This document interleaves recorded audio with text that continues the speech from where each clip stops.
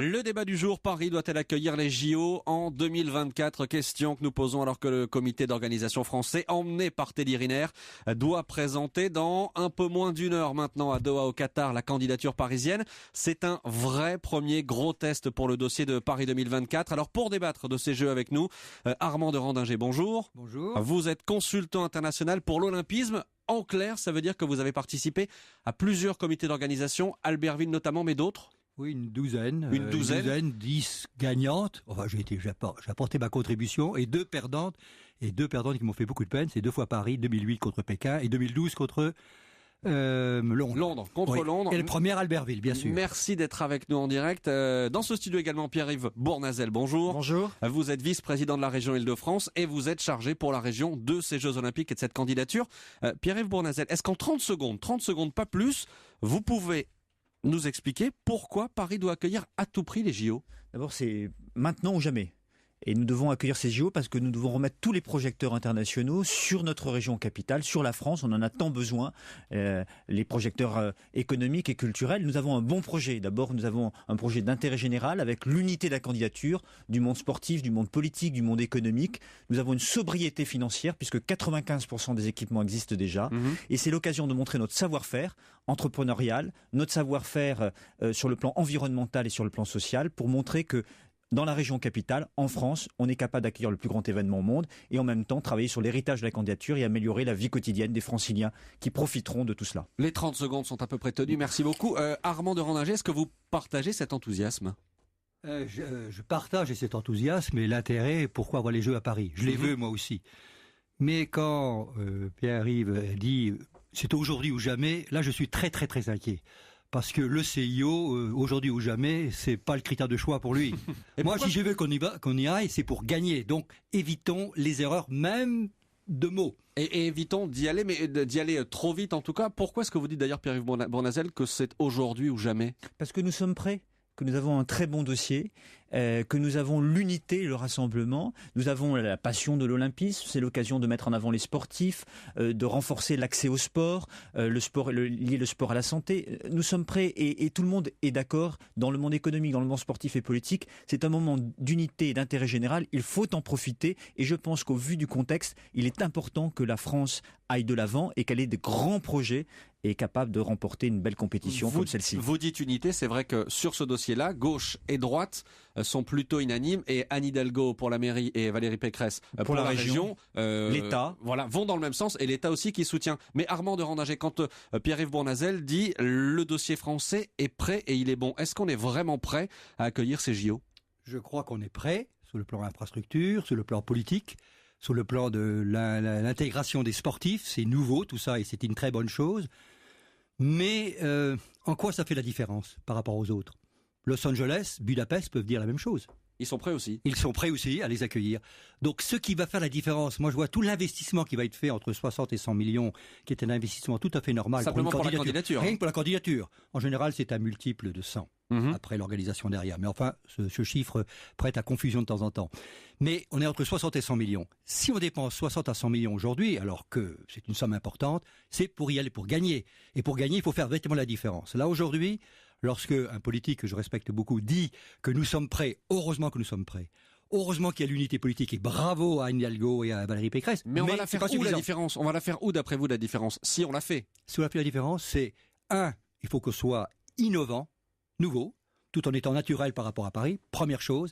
Et deuxième chose, qu'on ait bien compris que dans le contexte actuel des scandales du CIO, des difficultés du CIO, on va leur apporter une contribution qui va faire que l'image du CIO sera largement renforcée grâce à Paris. Alors il y a une chose qui peut faire peur quand on parle des Jeux Olympiques, c'est le coût de ces Jeux. Paris, la candidature parisienne, promet un coût autour de 6 milliards 200 millions d'euros, alors qu'en moyenne, les 7 derniers JO ont coûté plus de 14 milliards. Pierre-Yves Bournazel, comment vous réalisez je sais pas comment dire, c'est ce tour de magie? Parce que nous avons travaillé très en amont et nous voulons une candidature qui soit sobre sur le plan financier. Je le disais tout à l'heure, 95% des équipements existent déjà ou seront des équipements temporaires. Nous ne voulons pas construire des équipements pour lesquels il n'y aura pas d'héritage. Donc nous avons travaillé sur des équipements temporaires et nous avons la chance d'avoir des équipements qui fonctionnent déjà bien. Donc c'est la raison pour laquelle il y a une sobriété financière. Mais nous travaillons à donner du sens à cette candidature. On parlait de travailler à l'accès au sport pour les jeunes et moins jeunes, de toutes les générations, de tous les quartiers, mais c'est aussi donner du sens sur l'héritage de la candidature.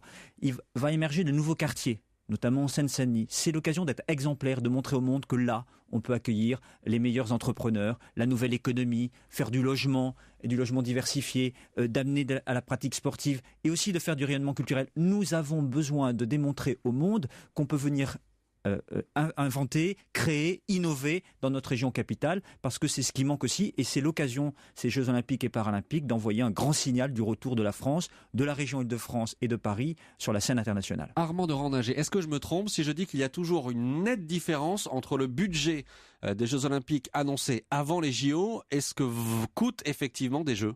Il n'y a pas une différence, il y a un gap abyssal. Systématiquement 3 fois, 4 fois. J'oublie Los Angeles qui a fait quelques bénéfices. J'oublie Pékin parce que 30 milliards pour Pékin. Je vais donner des chiffres. 45 milliards. J'ai les chiffres là. Oui. J'ai les chiffres là. Pékin, 2,6 milliards de budget annoncé. Coût total 32 milliards. Oui. J'en ai d'autres. Londres, 4,8 milliards annoncé. 10,9 milliards de coût total. Si vous me le permettez, c'est pas les mêmes candidatures.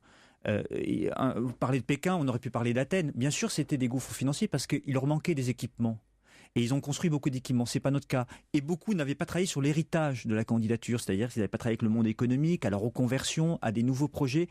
Par exemple, la région Île-de-France veut décloisonner les territoires. Avec Valérie Pécresse, nous avons un grand plan d'ensemble sur les transports en commun, en dehors de la candidature, mais qui va servir la candidature, qui va servir les nouveaux territoires qui vont émerger grâce à la candidature. Et au passage, un peu de politique. Armand de Randinger. Non, mais c'est important. Non, c'est pas de la politique, c'est du concret, parce que c'est des millions de Franciliens qui vont pouvoir circuler avec le Grand Paris Express plus facilement. Je voudrais pas qu'on se trompe de débat. Les Jeux Olympiques, c'est un investissement, c'est pas une dépense. Donc partons du principe, c'est une priorité politique que l'on donne de développer les territoires de l'Île-de-France grâce aux Jeux Olympiques. À partir de là, vous avez des figures imposées qui sont les infrastructures proprement dites. Là, effectivement, on a de quoi donner, de quoi faire intelligemment et avec des coûts relativement faibles. Ceci étant, c'est quand un politique dit à juste titre, il faut donner du sens aux Jeux Olympiques. Quand on commence à donner du sens, c'est un coût qui va représenter quelque chose de relativement important qu'on ne peut pas totalement maîtriser parce que ça devient inflationniste par essence, parce qu'on donne d'autres objectifs aux Jeux. Attendez, vous dites c'est un investissement les Jeux, d'accord, mais un investissement, il faut que ça rapporte. Est-ce que ça rapporte à un pays ou à une ville d'organiser des Jeux Olympiques? Ça rapporte au point de l'image, si c'est bien organisé, et ça sera bien organisé, de son savoir-faire. D'un point de vue, j'allais dire, reprise de tous les bâtiments pour faire autre chose par la suite des infrastructures, j'y crois beaucoup moins. C'était des multiples échecs par la suite, parce que le nombre d'éléphants blancs et d'infrastructures inutiles. Pierre-Yves Bournazel, est-ce que ça peut rapporter à Paris et à la France? Bien sûr, l'investissement, quand je disais remettre les projecteurs internationaux, ça veut dire qu'il faut accueillir les investisseurs. Nous avons de nouveaux projets.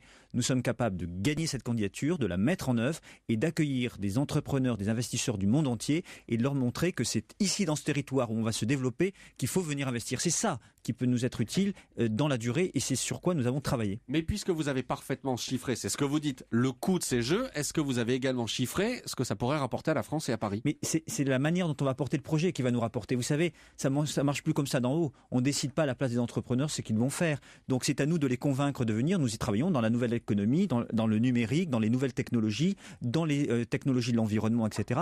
De faire en sorte que celles et ceux qui veulent investir le fassent sur notre territoire. Et si on n'a pas de grands projets, on n'y arrive pas. Et ça peut accélérer des projets d'investissement? Bien sûr que ça peut et ça doit accélérer des projets d'investissement. Et c'est ce que nous construisons. D'ailleurs, le monde économique travaille en partenariat total avec cette candidature et d'ailleurs il finance la moitié du projet. C'est l'essentiel de la contribution des Jeux Olympiques, c'est l'accélération des investissements dans les infrastructures qu'on attend depuis 20 ans ou 30 ans, entre autres en particulier la connexion aéroport Roissy et puis le centre de Paris. Ça fait 25 ans qu'on l'attend.